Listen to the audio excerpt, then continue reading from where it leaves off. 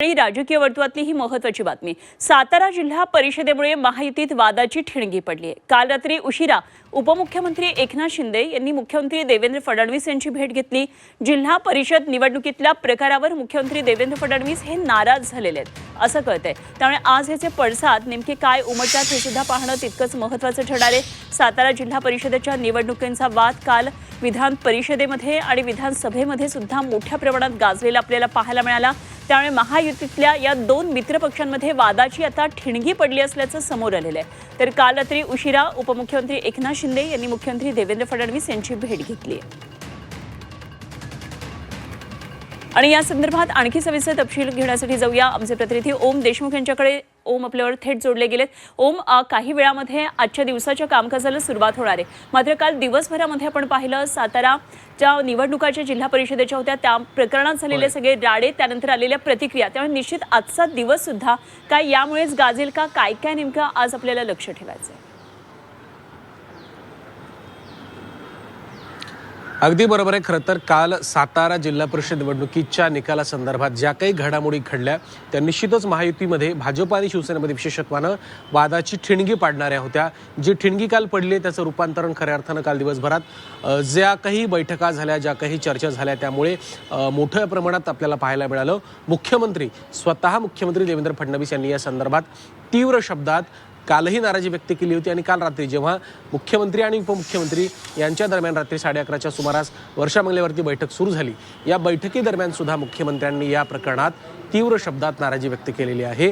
अशा पद्धतीचे प्रकार यापुढे कधीही खपवून घेतले जाणार नाहीत। जर अशा पद्धतीची समीकरण शिवसेनेकडनं बांधली जात असतील, भाजप वगळून इतर पक्ष म्हणजे त्यामध्ये महाविकास आघाडीचे सुद्धा घटक पक्षांना जर घेतलं जात असेल तर हे प्रकार भविष्यात खपवून घेतले जाणार नाहीत, अशा प्रकारची स्पष्ट भूमिका मुख्यमंत्र्यांनी या बैठकीमध्ये व्यक्त केली आहे। त्यासोबतच ज्या पद्धतीनं पोलिसांवरती आणि गृह विभागावरती आरोप करण्यात आले त्या आरोपांवरतून सुद्धा मुख्यमंत्र्यांनी कुठेतरी असहमती व्यक्त केली आहे। सरकारमध्ये राहून अशा पद्धतीनं आपल्याच सरकारच्या गृह विभागावरती आरोप करणं हे देखील चुकीचं असल्याचं मुख्यमंत्र्यांनी एकनाथ शिंदे यांच्या समोर भूमिकेच्या द्वारे स्पष्ट केलेलं आहे।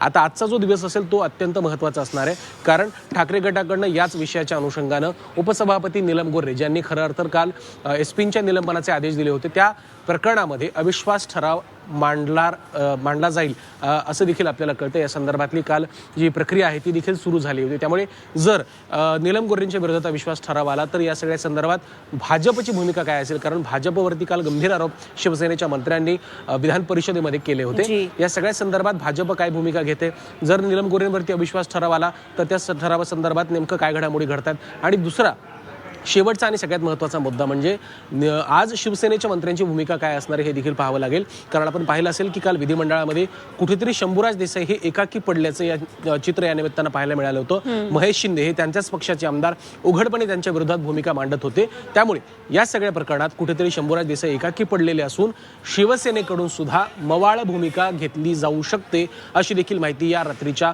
मुख्यमंत्री आणि उपमुख्यमंत्र्यांच्या बैठकीनंतर समोर आली आहे। त्यामुळे दिवसभरात नेमकं काय घडते आणि या वादाचं रूपांतरण कोणत्या माध्यमामध्ये होते, वाद मिटतोय की त्यामध्ये आता नवीन काही कलाटणी मिळते, हे देखील पाहणं आता महत्त्वाचं असणार आहे। निश्चितच जरूर या सर्व घडामोडींवर लक्ष ठेवून राहा ओम। आपण वेळोवेळी आणखी चर्चा करत राहूया। तुर्तास धन्यवाद दिलेल्या माहितीसाठी। ओम देशमुख आमचे प्रतिनिधी आपल्याबरोबर होते।